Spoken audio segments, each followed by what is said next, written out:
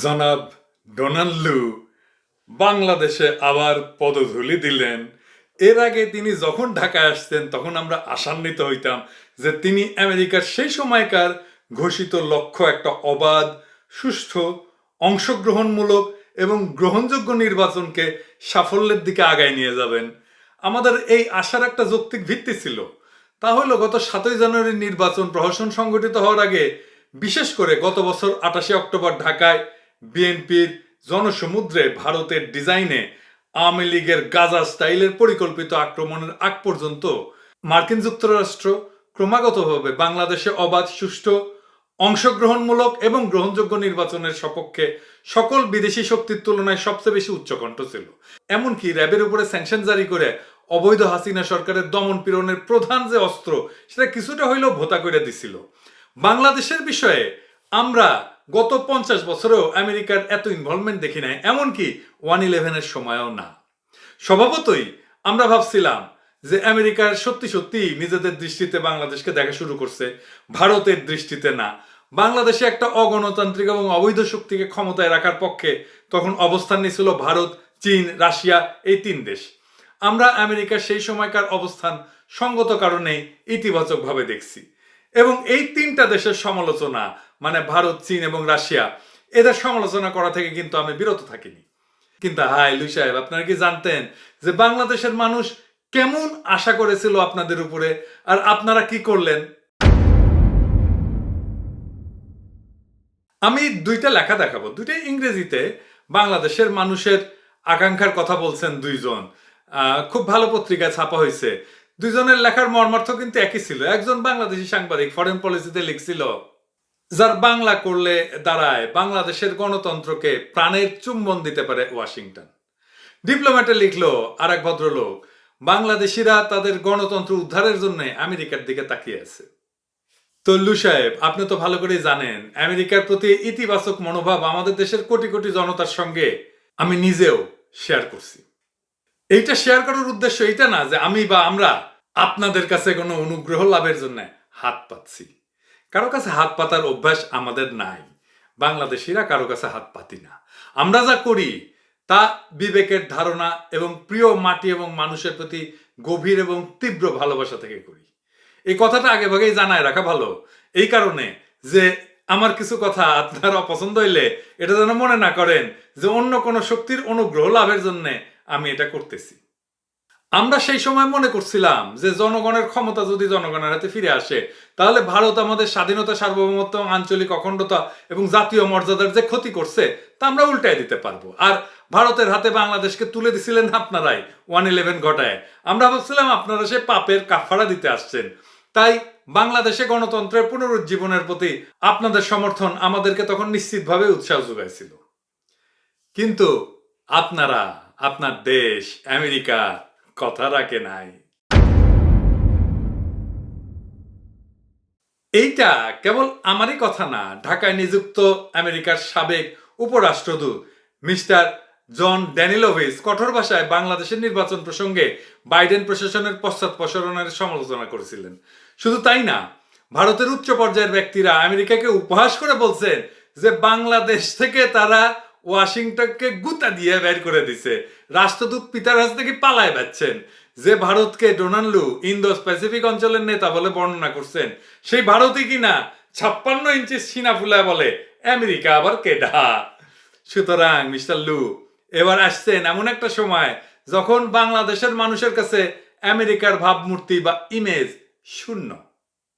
তো আপনি নিজেই বলেন, এইরকম একটা অবস্থায় যেই দেশের মানুষ আপনার সামর্থ্যকে ফুটা পয়সাও দাম দেয় না, সেই দেশের মানুষ আপনার উপরে ভরসা করবে কিভাবে?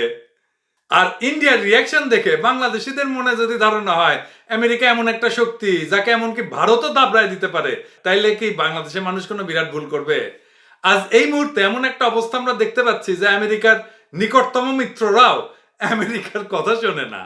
আমেরিকা তার রাষ্ট্রপতিকে নিয়ে তাদের নেতারা ঠাট্টা বিদ্রুপ করে। 7ই জানুয়ারি নির্বাচন নামের প্রহসনের পরে এখন প্রশ্নাতীতভাবে পরিষ্কার যে ভারত নিজের হীনস্বার্থ আগায় নেওয়ার জন্য বাংলাদেশের গণতন্ত্রকে টুটি চাইপা মারছে। বাংলাদেশের জনগণ যাতে দেশের প্রকৃত ক্ষমতা আবার নিজের হাতে নিতে না পারে, তার সকল বন্দোবস্ত করছে ভারত। আর ভারতের উদ্দেশ্যই হচ্ছে এই প্রক্রিয়ায় একটা কৃতদাসমূলক সরকার ঢাকার ক্ষমতায় বসায় বাংলাদেশের স্বাধীনতা, সার্বভৌমত্ব এবং আঞ্চলিক অখণ্ডতার চূড়ান্ত সর্বনাশ করা। স্বাধীনতা, সার্বভৌমত্ব এবং আঞ্চলিক অখণ্ডতা এবং জাতীয় মর্যাদা ফিরে পাওয়াটাই হচ্ছে আমাদের এখনকার একমাত্র লক্ষ্য। আমাদের এইবারের সংগ্রাম তাই ভারতকে বাংলাদেশ থেকে তাড়ায় দেওয়ার সংগ্রাম। ভারতকে যদি আমরা ঘাড় ধাক্কা দিয়ে বের করে দিতে পারি, তার আধিপত্যবাদের কালো হাত যদি আমরা ভেঙে টুকরা টুকরা করে দিতে পারি, তাহলেই কেবল আমরা আমাদের স্বাধীনতা, সার্বভৌমত্ব, আঞ্চলিক অখণ্ডতা, জাতীয় মর্যাদা ফিরে পেতে সক্ষম হব। এই সংগ্রামের বিজয় লাভের পর আমরা জনগণের সকল অধিকারও ফিরে পাব। আমরা জানি যত সময় লাগুক না কেন এই সংগ্রামে আমাদের জনগণ নিজস্ব শক্তিতেই বিজয়ী হবেই হবে। এই উদ্দেশ্য সাধনে আমাদেরকে আমাদের স্বার্থকে পূর্ণ স্বীকৃতি দিয়ে যে সমস্ত বিদেশি শক্তি বা শক্তিগুলো সাহায্য করবে তাদের সাথেই আমরা ডিল করব, নেগোশিয়েট করব। তো আমাদের এই পথ কে আমেরিকা পছন্দ করবে? মিস্টার লু সাহেব, আমাদের এই অ্যাপ্রোচে তো আপনাদের অখুশি হওয়ার কথা না। এটা তো আপনারই নিজস্ব ফর্মুলা। মালদ্বীপ থেকে যখন প্রেসিডেন্ট মুইজু ইন্ডিয়া খেদাই দিল, তখন চীনের সাথে সামরিক চুক্তি সহ বেশ কয়েকটা চুক্তি সম্পাদন করলো, তখন আপনি কি বলছিলেন যে মালদ্বীপের উচিত ভারতকে ইনভলভ করা, যাতে করে দেশটি সকল পক্ষ থেকে সবচেয়ে ভালো ডিল পায়, তাই না? আপনারা যখন আমাদেরকে এভাবে পথে বসায় ইন্ডিয়াদের ভাষায় ভাইগে গেলেন, তখন জাতি হিসেবে নিজেদের রক্ষার জন্য তো সর্বোত্তম ভালো ডিল খোঁজ করাটাই আপনার ফর্মুলা অনুযায়ী আমাদের কর্তব্য। আমরা এবার তাই করব। আমরা ধারণা করি এই অঞ্চলে চীনের প্রভাব ঠেকানো আমেরিকার ইন্দো প্যাসিফিক নীতির অন্যতম অঘোষিত লক্ষ্য। কিন্তু মিস্টার লু, ভুলে যাবেন না যে এই লক্ষ্য অর্জনে আপনাদের একটা বড় আদর্শগত, মূল্যবোধগত একটা দিক ছিল গণতন্ত্র, মানবাধিকার। বাংলাদেশে সেটা মাঠে মারা গেছে। ভারতের পরিচালনা এবং প্রযোজনায় বাংলাদেশে গণতন্ত্রের অপমৃত্যু ঘটছে। গত নির্বাচনে যদি আমরা গণতন্ত্রকে পুনরুজ্জীবিত করতে পারতাম, তাহলে এদেশে আমরা মানবাধিকার, জবাবদিহিতা এবং সুশাসন প্রতিষ্ঠার একটা বড় সুযোগ পাইতাম। আপনারা যে কারণেই হোক গণতন্ত্র প্রতিষ্ঠার সপক্ষে শেষ পর্যন্ত দাঁড়াইতে পারেন নাই। আমাদেরকে গাছে উঠে মইটাইনা নিয়ে গেছেন। কাওয়া ঠিকই কইছিল, তলে তলে সব ঠিক হয়ে গেছে। আপনারা তলে তলেই সব ঠিক করেন। এখন এই 15 বছর ধরে চলে আসা স্বৈর শাসন যা ফ্যাসিবাদে রূপান্তরিত হয়েছে এবং আমাদের গণতন্ত্রহীনতা আমাদের দেশের অস্তিত্ব নিয়ে টান দিছে। দেশের অস্তিত্ব রক্ষায় এখন আমাদের জীবন মরণের সংগ্রাম। এই সংগ্রামে আমরা চীনও বুঝি না, আমেরিকাও বুঝি না। আমরা বুঝি আমাদের স্বাধীনতা, সার্বভৌমত্ব, আঞ্চলিক অখণ্ডতা, জাতীয় মর্যাদা পুনরুদ্ধার করা আর গণতন্ত্র পুনরুদ্ধার করা। আবারও বলতেছি, এই কাজটা আমরা নিজেরাই করব এবং করেই ছাড়বো। আজকের এই পরিবর্তিত পরিস্থিতিতে যারাই আমাদের স্বাধীনতা, সার্বভৌমত্ব, আঞ্চলিক অখণ্ডতা এবং জাতীয় মর্যাদা রক্ষার সপক্ষে দাঁড়াবে এবং আমাদেরকে বিশ্বাসযোগ্যভাবে সাহায্য করবে, আমরা তাদেরকেই বন্ধু হিসাবে গ্রহণ করব। এমনকি আমেরিকা যদি তওবা করে এই লড়াইয়ের পাশে আসতে পারে, আমরা না করব না। কিন্তু আপনারে বাংলাদেশের মানুষ আর বিশ্বাস করবে না। আপনি যদি কলজা কেটে রান্দাও দেন বাংলাদেশের মানুষরে, কবে যে লবণ কম হয়েছে, এটাই আপনাদের নিট লাভ হয়েছে ইন্ডিয়ার লেসপেন্সারি কইরা। আগে জানতাম ইন্ডিয়া আমেরিকার লেসপেন্সার, এখন দেখি আমেরিকা ইন্ডিয়ার লেসপেন্সার। কেমনে? লু সাহেব, আপনার সরকার ভারতকে ইন্দো প্যাসিফিক অঞ্চলের নেতা হিসেবে মেনে নিচ্ছে, এটাই তো লেসপেন্সারি। এটা একান্তই আপনার সিদ্ধান্ত, কার লেসপেন্সারি আপনি করবেন, আপনি কারে নেতা মানবেন, এটা আপনার ব্যাপার। তবে আমি স্পষ্ট করে বলতে চাই, ভারতকে এই অঞ্চলের নেতা হিসেবে কোনোভাবে কোনো অবস্থাতে আমরা মানি না, মানব না। শুধু আমরা কেন, এই অঞ্চলে কোনো দেশ ভারতকে গোনায় ধরে না। কয়েকদিন আগে আসিয়ানের একটা সমীক্ষায় উঠে আসছে যে এই অঞ্চলের 0.6% লোক ভারতকে একটা প্রভাবশালী দেশ হিসেবে মনে করে। সুতরাং এইরকম একটা দেশকে নেতা হিসেবে চাপায় দেওয়াটা কি এই অঞ্চলের জনগণের কাছে গ্রহণযোগ্য হবে? আর ভারতের নেতৃত্ব যদি আপনাদের নীতির একটা প্রধান ভিত্তি হয়, তাহলে সে ভিত্তি কি টেকসই হবে? আপনাকে আরো একটা কথা জানানো প্রয়োজন বোধ করতেছি। আসিয়ানের ওই সমীক্ষায় দেখা গেছে যে আসিয়ান অঞ্চলের 15% কম লোক মনে করে যে এই অঞ্চলে আমেরিকার প্রভাব আছে। পক্ষান্তরে প্রায় 60% লোক মনে করে চীন ওই অঞ্চলে প্রভাবশালী। আপনাকে ইন্দো প্যাসিফিক অঞ্চলে আমেরিকার ইমেজ বাড়ানোর পরামর্শ দেওয়াটা আমার কাজ না। তবে এইটুকু বলা প্রয়োজন যে চীনের তুলনায় আমেরিকার যে পারসেপশন ডেফিসিট, সেটা কিন্তু এই অঞ্চলের ভবিষ্যৎ নেতৃত্ব কে দেবে তারই একটা পূর্বাভাস। সেই কারণে চীনের সঙ্গে অন্যদের দ্বন্দ্বে আমার প্রিয় মাতৃভূমি কারো পক্ষ নিয়ে জড়ায় যাক, সেটা আমরা কোনো মতে চাই না। আর সেই দ্বন্দ্বে ভারতের নেতৃত্বে যাওয়ার তো প্রশ্নই ওঠে না। আর আমেরিকা যে ইন্ডিয়াকে এই অঞ্চলের নেতা হিসেবে মেনে নিছে, সেটা লক্ষণ তো লুয়ের সফর। আপনি দিল্লি হয়ে আসছেন, তাদের সাথে নিশ্চয়ই বাংলাদেশ নিয়ে আলাপ করে আসছেন। এবার আমরা দেখলাম যে আপনি ঢাকা এসে যা বললেন সেটা দিল্লির ইচ্ছার প্রতিফলন বলে মনে হলো। আপনি বললেন নির্বাচনের আগে আমেরিকা ফ্রি ফেয়ার ইলেকশনের কথা বলছিল। আবার এটাও বললেন যে একটি অবাধ সুষ্ঠু নিরপেক্ষ নির্বাচনের জন্য আমরা কঠোর পরিশ্রম করছি এবং সেটা নিয়ে দুই দেশের মধ্যে অস্বস্তি ছিল। কি পরিশ্রম করছেন? কিছুই করেন নাই। হ্যাঁ, একটা বিবৃতি দিচ্ছেন, এটি ওটি গেছেন আর কথা বলছেন, এর বাইরে তো কিছু করেন নাই। রাস্তায় আমার ভাইরা রক্ত দিছে, জেলে গেছে, বাড়ি ছাড়া হয়ে ঘুরে বেড়াইছে, দেশ ছাড়ছে। এখন আপনারা সামনে আগাইতে চান, আপনারা এখন একটা নতুন অধ্যায় প্রত্যাশা করতেছেন, দুই দেশের সম্পর্ক শক্তিশালী করতে চান। তাহলে কি আমাদের বলা ভুল হবে যদি এটা বলি যে দিল্লি আপনাদেরকে 7ই জানুয়ারির এই প্রতারণামূলক নির্বাচনের ফল, যে অবৈধ ফ্যাসিস্ট খুনি হাসিনা সরকার তারে মাইনা নিতে বলছে, এবং আপনারা তাই মাইনা নিলেন। এই অবৈধ সরকারকে মাইনে নেওয়া মানে হচ্ছে বাংলাদেশের উপর ভারতের আগ্রাসী আধিপত্যবাদকে মাইনে নেওয়া।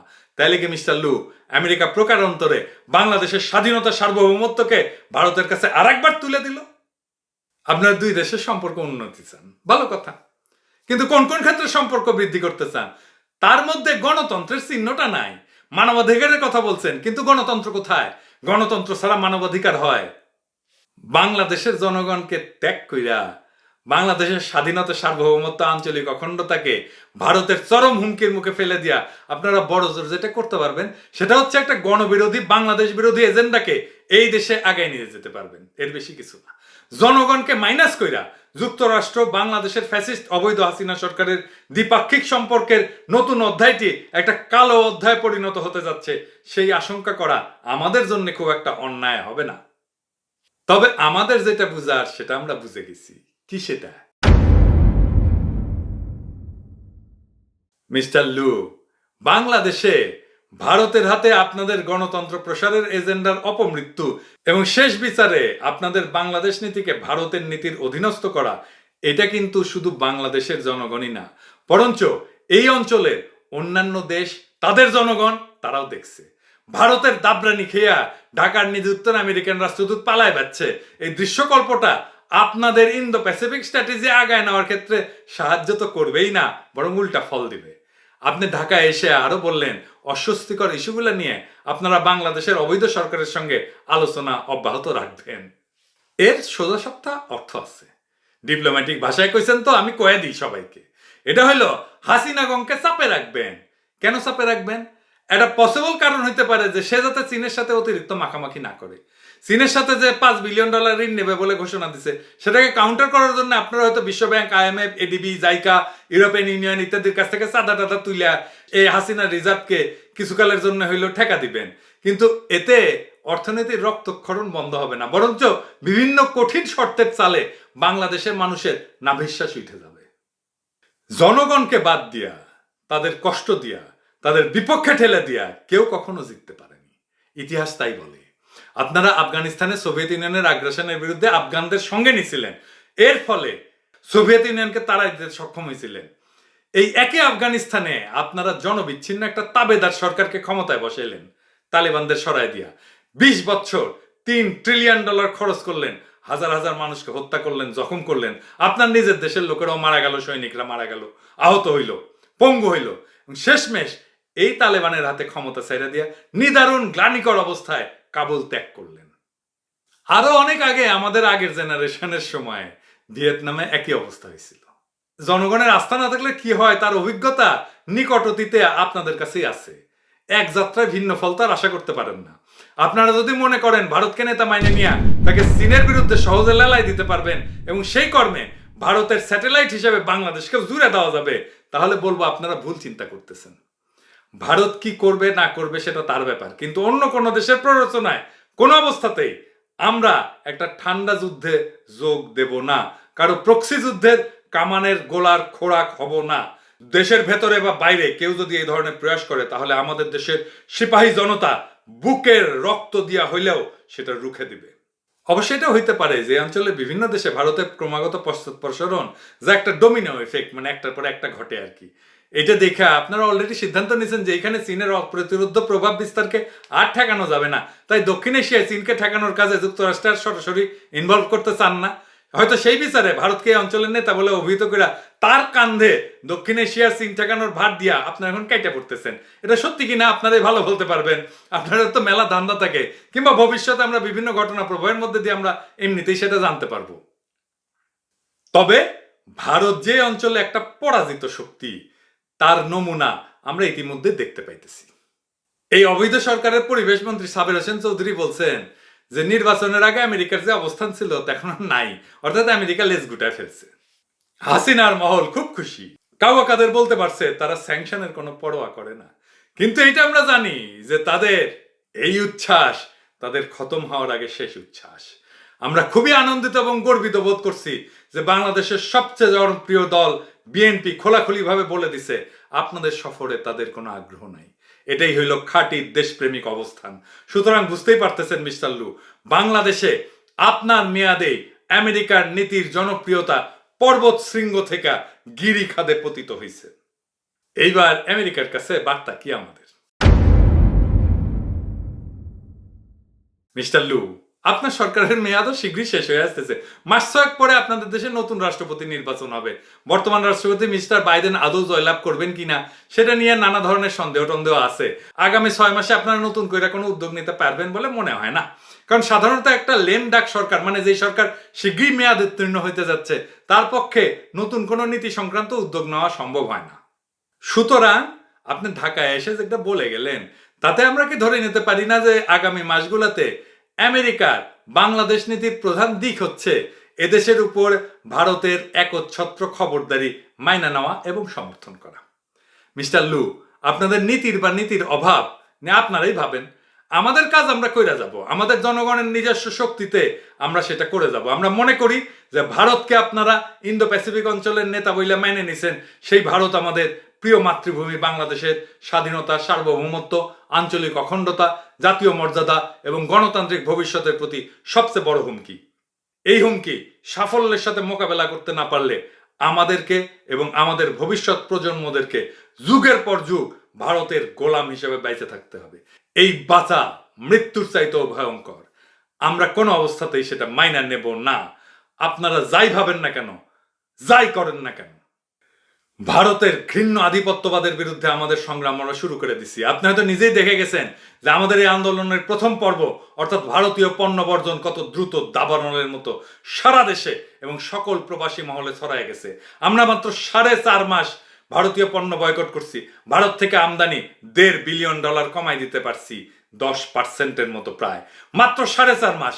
বাংলাদেশের মানুষ ঐক্যবদ্ধ হলে যে কোনো ফল নিয়ে আসতে পারে, এইটা তার প্রমাণ। আমরা জানি এই সংগ্রাম দীর্ঘ হবে, আমরা এর জন্য সম্পূর্ণভাবে প্রস্তুত। আমরা এটাও বুঝি যে আমাদের এই অঞ্চলে যে দ্রুত ভূ রাজনৈতিক পরিবর্তন হচ্ছে, তাতে করে আমাদের এই সংগ্রাম দীর্ঘ হইলেও অতি সুদীর্ঘ হবে না। শুধু বাংলাদেশেই না, আমাদের আন্দোলন ইতিমধ্যে শ্রীলঙ্কায় ছড়ায় পড়ছে। এই অঞ্চলের অন্যান্য দেশে সম্প্রতি ভারতের যেমন নির্লজ্জ পরাজয় ঘটছে, বাংলাদেশের পূর্ণভূমিতেও তারই পুনরাবৃত্তি ঘটবে।